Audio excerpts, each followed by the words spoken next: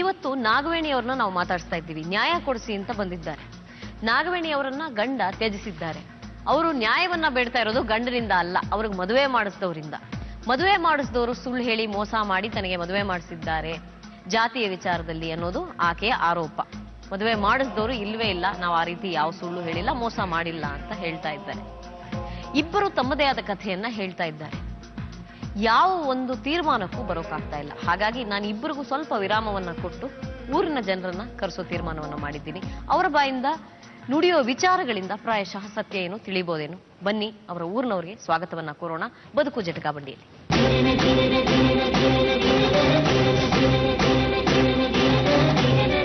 ನಿಮ್ಮನ್ನ ನಿಮ್ಮ ಊರಿನ ಪ್ರತಿನಿಧಿಯಾಗಿ ನಾನು ತೆಗೆದುಕೊತಾ ಇದ್ದೀನಿ. ನಾರಾಯಣ್ ಭಟ್ರ ಪರಿಚಯ ಇದೆಯಾ?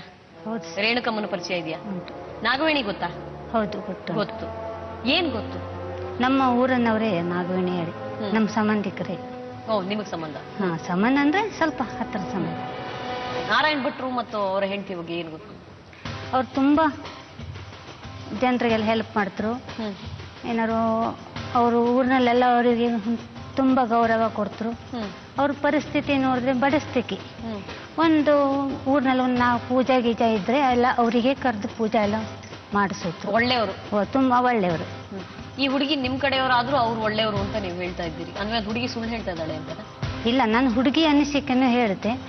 ಆದ್ರೆ ಹುಡುಗಿನ ಅವ್ರ ಪಾಪ ಎಂತ ಮಾಡಿದ್ರು ಹೇಳಿದ್ರೆ ಒಂದು ಮದುವೆ ಮಾಡ್ಬೇಕು ಹೇಳಿ ಮದುವೆ ಮಾಡಿದ್ರು. ಅಲ್ಲಮ್ಮ, ತುಂಬಾ ಒಳ್ಳೆಯವರು ಅವರು ಅಂದ್ರೆ ಇವ್ರು ಕೆಟ್ಟವ್ರು ಇರ್ಬೇಕಲ್ವಾ? ಇವ್ರು ತುಂಬಾ ಒಳ್ಳೆಯವರಾದ್ರೆ ಅವ್ರು ಕೆಟ್ಟವ್ರು ಇರ್ಬೇಕು. ಯಾರೋ ಒಬ್ರು ಸುಳ್ಳು ಹೇಳ್ತಾ ಇರ್ಬೇಕಲ್ವಾ ಇಲ್ಲಿ? ಈಗ ಹುಡುಗಿನ ಮೋಸ ಆಗಿದೆಯೋ ಇಲ್ವೋ? ಈ ಹುಡುಗಿಗೆ ಮೋಸ ಆಗದೆ. ಅದು ನಮ್ಮ ಜಾತಿ ಹುಡುಗಿ, ಅವರು ಬ್ರಾಹ್ಮಣರ ಜಾತಿ ಹುಡುಗ. ಮತ್ತೆ ಮೋಸ ಎಲ್ಲಿ ನಡೆದಿದೆ?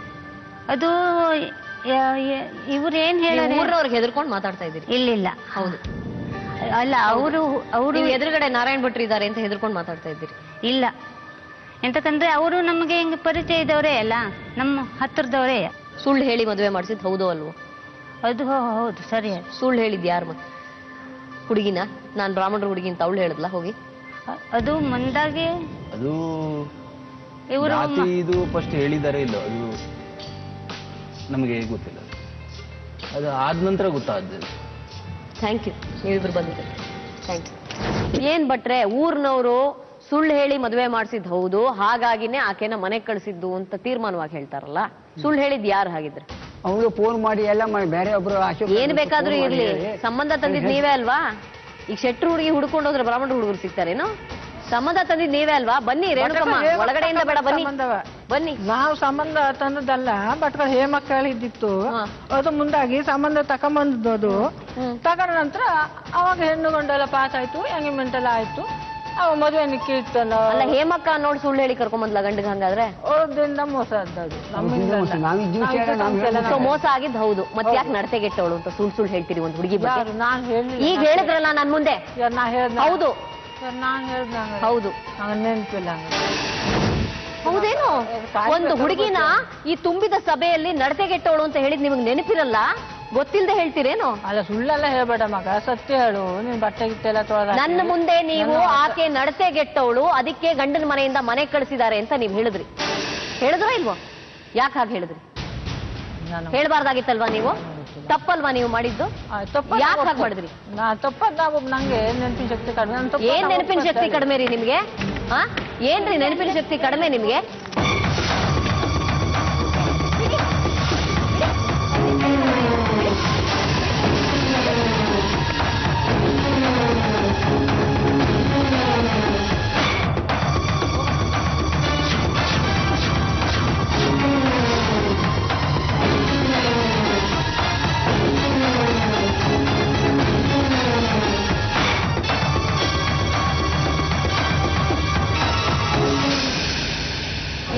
ಸಿಗುವುದಿಲ್ಲ, ನಾವು ದುಡ್ಡು ತಗೊಳ್ಳಿಲ್ಲ. ಧರ್ಮಸ್ಥಳ ದೇವರಾಣೆ ನೀವು ಭಟ್ರೆ, ನೀವು 64 ವರ್ಷ ನಿಮ್ಗೆ ಕೈಲಾಗಲ್ಲ ಅಲ್ಲ? ಕೈಲಾಗದೆ ನೋಡಿದ್ನಲ್ಲ ನಾನೀಗ ಕೈಲಾಗೋದು. ಸುಮ್ಮಗುಳಿರಿ, ನೀವು ಮಾತಾಡ್ಬಿಡಿ. ನೀವು ಮಾತಾಡೋಕಿಲ್ಲ ನೋಡಿ. ತುಂಬಾ ಬಡತನ ನಿಮ್ಗೆ ಕೈಲಾಗಲ್ಲ ಅಲ್ವಾ? 64 ವರ್ಷ ನಿಮ್ಗೆ. ಇಲ್ಲ ರೀ, ನೀವು ಯಾವ ತೀರ್ಮಾನ ಕೊಡ್ತೀರಿ ನಾವು ಒಪ್ಕೊತೀವಿ. ಅದ್ ಹೆಂಗ್ ಒಪ್ಕೊಂಡ್ಬಿಡ್ತೀರಿ ನೀವು ತಪ್ಪೇ ಮಾಡಿಲ್ಲ ಅಂದ್ರೆ? ಒಪ್ಕೊತೀರ ನೋಡಿ. ಯಾಕೆ? ಯಾಕೆ ನಮ್ಮಿಂದ ತಪ್ಪು ನೀವು ಮಾಡಿ ತೋರಿಸ್ಬಿಡಲ್ಲ. ನಾ ತಪ್ಪು ಮಾಡ್ದಲ್ಕ ನಾವು ಚಪ್ಪಲ ಹೊಡೆದಲ್ದ. ಏನ್ ತಪ್ಪು ಮಾಡಿದ್ದೀರಿ? ನಮ್ಮಿಂದ ತಪ್ಪನ್ ಕದ ಚಪ್ಪಲ್ಲ ಹೊಡೆದಲ್ದ. ಹೌದು, ಏನ್ ತಪ್ಪು ಮಾಡಿದ್ದೀರಿ? ನಮ್ಮಿಂದ ಸುಳ್ಳು ಹೇಳ ನಾವು ಒಪ್ಪುಗತ್ತೆ. ಸುಳ್ಳು ಹೇಳಿದ್ದೀರಿ? ಹೌದು. ಅಲ್ಲ, ನಾವು ಸುಳ್ಳು ಹೇಳಲ್ಲೇ ಅವ್ಳು ಹೌದು ಅಂತಲ್ದ, ಅದ್ ನಾವು ಒಪ್ಪುಗತ್ತೆ. ಯಾರು ನೀವು ಸುಳ್ಳು ಹೇಳಿದ್ದೀರಿ ಅಂದ್ರೆ ಒಪ್ಬಿಡ್ತೀರಾ ಹಂಗಾರೆ? ಮತ್ತೆ ಬಿಡುದು. ನೀವು ಕೊಟ್ಟು ಕಳ್ಸಿಕೊಡಿ ಅಂತ್ರ ಕಳ್ಸಿಕೊಡ್ತೆ, ಕರಿಮಣಿ ಕಳ್ಸಿಕೊಡಿ ಅಂತ್ರ ಕಳ್ಸಿಕೊಡ್ತೆ. ನಿಮ್ ಕರಿಮಣಿ ಯಾರು ಕೇಳಿದ್ರು ಕೊಟ್ಬಿಡ್ತೀರಾ? ಕೊಡ್ತೇನೆ. ಕೊಡ್ತಾರೆ ಅವ್ರು ಮಾರಾಟಿಗೆ ಕರಿಮಣಿ. ಬಂಗಾರ ಕೊಡು ಕೇಳಿ ಕೊಡ್ತಾ ಇಲ್ವ? ಬಂಗಾರ ಕೊಡುದಿಲ್ಲ. ಅಷ್ಟೇನ ತಾಳಿಗೆ ಬೆಳೆ ಹಂಗಾದ್ರೆ? ನನ್ನ ಗಂಡಂಗ್ ಮಿಟ್ಟೆಲ್ಲ ಹೊಡೆದು ಮಾರಾಟಿಗೆ ಈಗ ನಾಳೆ ಕಮ್ಮಿ ಗ್ಯಾರಂಟಿ ಬಂಗಾರ ಕೊಡ್ಕೊಟ್ಟ ಕರಿಮಣಿ ಅದ ಕುತ್ತಿಗೆಲಿ ಒಟ್ಟು ಗ್ಯಾರಂಟಿ ಇದೆ ನನ್ನ ಕೇಳಿದ್ದದ್ದು. ತಾಳಿಗೆ ಏನ್ ಬೆಲೆ ಇಲ್ಲ ಹಂಗಾರೆ? ಬೇಕಂತಿಲ್ಲ ಕೊಡ್ತೇನೆ. ತಾಳಿ ಬೇಡ, ನಂಗೆ ಬಂಗಾರ ಕೊಡ್ಕೊ. ನಿಮ್ ನ್ಯಾಯ ಬಹಳ ಚೆನ್ನಾಗಿದೆ ರೀ. ಬಂಗಾರ ಆದ್ರೆ ಕಿವಿ ಓಲೆ ಕೊಡಲ್ಲ, ತಾಳಿ ಬಿಚ್ಕೊಟ್ಬಿಡ್ತೀರಿ ಅಲ್ಲ? ನಿಯತ್ ಗೊತ್ತಾಯ್ತು ಸಾಕು.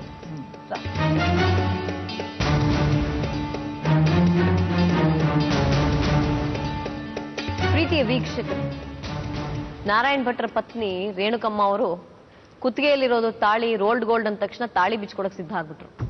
ಕಿವಿಲಿರೋ ವಾಲೆ ಚಿನ್ನದ್ದು, ಅದಕ್ಕೆ ವಾಲೆ ಬಿಚ್ಕೊಡಲ್ಲ ಅಂತ. ಮನುಷ್ಯನ ನಿಯತ್ತು ಎಷ್ಟು ಸಣ್ಣದಾಗಿರುತ್ತೆ ನೋಡಿ. ಚಿನ್ನ ಆಗಿದ್ರೆ ವಾಲೆ ಬಿಚ್ಕೊಡಲ್ಲ, ರೋಲ್ಡ್ ಗೋಲ್ಡ್ ಆಗಿದ್ರೆ ತಾಳಿನೇ ಬಿಚ್ಕೊಡ್ತಾರೆ. ತಾಳಿ ಕೊಡೋ ಮರ್ಯಾದೆನೇ ಅಷ್ಟೇ ಅಂತ ಕಾಣುತ್ತೆ ಅವರು. ಹಾಗಾಗಿ ಅವರ ನಿಯತ್ತು ಏನು ಅನ್ನೋದು ನಮಗೆ ಒಂದು ರೀತಿ ಈಗ ಅರ್ಥ ಆಗಿದೆ. ಸತ್ಯ ಹೇಳ್ತಾ ಇರೋದು ಯಾರು ಅಂತನೂ ಅರ್ಥ ಆಗಿದೆ, ನಿಮಗೂ ಅರ್ಥ ಆಗಿದೆ, ನನಗೂ ಅರ್ಥ ಆಗಿದೆ. ಊರಿನವರು ಇನ್ನು ಮುಂದೆ ಅವರಿಂದ ಈ ಥರದ ಅನ್ಯಾಯ ಯಾರಿಗೂ ಆಗದೆ ಇರಲಿ ಅಂತ ಸ್ವಲ್ಪ ಎಚ್ಚರವನ್ನ ವಹಿಸ್ಕೋಬಹುದು ಅಂತ ಅನ್ಸುತ್ತೆ. ಅವರಿಬ್ರು ಈಗ ಪ್ರತ್ಯಕ್ಷವಾಗಿ ಕ್ಯಾಮರಾದಲ್ಲಿ ಇಡೀ ಕರ್ನಾಟಕಕ್ಕೆ, ಇಡೀ ಪ್ರಪಂಚಾದ್ಯಂತ ಕಂಡಿದ್ದಾರೆ. ಇನ್ನು ಮುಂದೆ ಯಾರೂ ದಯವಿಟ್ಟು ಅವ್ರ ಮಾತನ್ನ ಕೇಳ್ಕೊಂಡು ಮದುವೆಗಳನ್ನ ಮಾಡ್ಸೋಕ್ ಹೋಗ್ಬೇಡಿ. ಹೆಣ್ಮಕ್ಳು ಅವ್ರ ಮಾತು ಕೇಳ್ಕೊಂಡು ಮೋಸ ಹೋಗ್ಬೇಡಿ. ಇಷ್ಟನ್ನ ನಾನು ಹೇಳಬಲ್ಲೆ. ನಿನ್ಗೆ ಯಾರು ಆಸರೆ ಇಲ್ಲ. ನಾರಾಯಣ್ ಭಟ್ರು ಮತ್ತು ಅವರ ಪತ್ನಿ ಮೋಸ ಮಾಡಿದ್ದಾರೆ, ಗಂಡನೂ ಬಿಟ್ಟಿದ್ದಾನೆ. ಅದು ನನ್ನ ಹತ್ರ ಇದಿದೆ ಮಾ. ಹನುಮಂತನ ಕಥೆ ಕೇಳಿದ್ದೀವಲ್ವಾ ನಾವೆಲ್ಲರೂ ರಾಮಾಯಣದಲ್ಲಿ. ಹನುಮಂತ ಹೇಗೆ ರಾಮನ ಪರವಾಗಿ ಸೀತೆ ಹತ್ರ ಹೋದ ಅಂತ, ಹಾಗೆ ನಾನು ಹನುಮಂತನ ಹಾಗೆ ರಾಮನ ಪರವಾಗಿ ಈ ಸೀತೆ ಹತ್ರ ಬರ್ತಾ ಇದ್ದೀನಿ. ಈ ವಾಲೆಯೊಂದಿಗೆ ಇಟ್ಕೊಳ್ಳಿ. ಮುಂದಿನ ದಿನಗಳಲ್ಲಿ ನಿಮ್ ಗಂಡ ಬಂದು ನಿಮ್ಮನ್ನ ಕರ್ಕೊಂಡು ಹೋಗ್ತಾರೆ. ಅವ್ರಿಗೂ ಸ್ವಲ್ಪ ಸಮಯಾವಕಾಶ ಕೊಡಿ. ಇಷ್ಟೆಲ್ಲ ನಡೆದಿದ್ದನ್ನ ಅವರು ಗ್ರಹಿಸ್ಕೊಳ್ಳಿ. ನಾನು ಕಾರಂತರಲ್ಲಿ ಬೇಡೋದಿಷ್ಟೇ, ಮದುವೆ ಅನ್ನೋದು ಜಾತಿಯನ್ನ ಮೀರಿದ್ದು. ಜಾತಿಯನ್ನ ಮೀರಿದ್ದು ಹೌದೋ ಅಲ್ವೋ ಚರ್ಚೆಗೆ ನಾನು ಹೋಗೋದಿಲ್ಲ. ಆದ್ರೆ ಈ ವಿಚಾರದಲ್ಲಿ ಜಾತಿಯನ್ನ ಮೀರಿದ್ದಾಗಿರ್ಬೇಕು. ಯಾಕೆಂದ್ರೆ ಮದುವೆ ಆಗ್ ಹೋಗಿದೆ. ಆಗ ಹೋಗಿರೋ ಮದುವೆಯಲ್ಲಿ ನಾಗವೇಣಿ ತಪ್ಪು ಏನೂ ಇಲ್ಲ. ನಾಗವೇಣಿಗೆ ಗೊತ್ತಿಲ್ಲದೆ ಒಂದು ರೀತಿ ಅವಳು ಮೋಸಕ್ಕೊಳಗಾಗಿದ್ದಾರೆ, ನೀವು ಮೋಸಕ್ಕೊಳಗಾಗಿದ್ದೀರಿ. ಹಾಗಾಗಿ ಈ ಮೋಸವನ್ನ ಮನ್ನಿಸಿ. ನಾನು ಹೇಳ್ತಾ ಇರೋದು ನಾಗವೇಣಿ ಕಡೆಯಿಂದ ಆಗಿರೋದನ್ನ ಮನ್ನಿಸಿ. ನಿಮಗೆ ಕೋಪ ಇದ್ರೆ ಅದನ್ನ ಭಟ್ರ ಮೇಲೆ ತೀರಿಸ್ಕೊಳ್ಳಿ. ನಮ್ಮ ಹುಡುಗಿನ ವಾಪಸ್ ಕರೆಸ್ಕೊಳ್ಳಿ.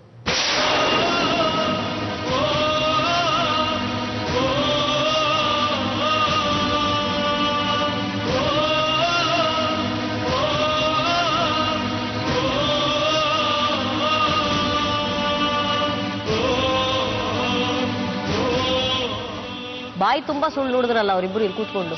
ಊರಿನವರು ಇನ್ಮೇಲಾದ್ರೂ ಸ್ವಲ್ಪ ಎಚ್ಚರವಾಗಿರಿ. ಅವ್ರನ್ನ ಕಂಡು ಭಯ ಏನೋ ನನಗೆ ಅರ್ಥ ಆಗಲ್ಲ. ಪ್ರೀತಿಯ ವೀಕ್ಷಕರೇ, ಇದರೊಂದಿಗೆ ಇವತ್ತಿನ ಬದುಕು ಜಟಕಾವಳಿನ ಮುಗಿಸೋ ಸಮಯ ಆಗಿದೆ. ಮತ್ತೊಂದು ಸಂಚಿಕೆಯಲ್ಲಿ ನಿಮ್ಮನ್ನ ಭೇಟಿ ಆಗ್ತೀನಿ. ನಾಗವೇಣಿ ಮತ್ತು ಕಾರಂತರು ಇಬ್ರು ಒಂದಾಗ್ಲಿ ಅಂತ ನಾವೆಲ್ಲರೂ ಆ ಭಗವಂತನಲ್ಲಿ ಪ್ರಾರ್ಥಿಸೋಣ. ಇದರೊಂದಿಗೆ ಇವತ್ತಿನ ಬದುಕು ಜಟಕಾವಳಿಯನ್ನ ಮುಗಿಸ್ತಾ ಇದ್ದೀವಿ. ನಮಸ್ಕಾರ.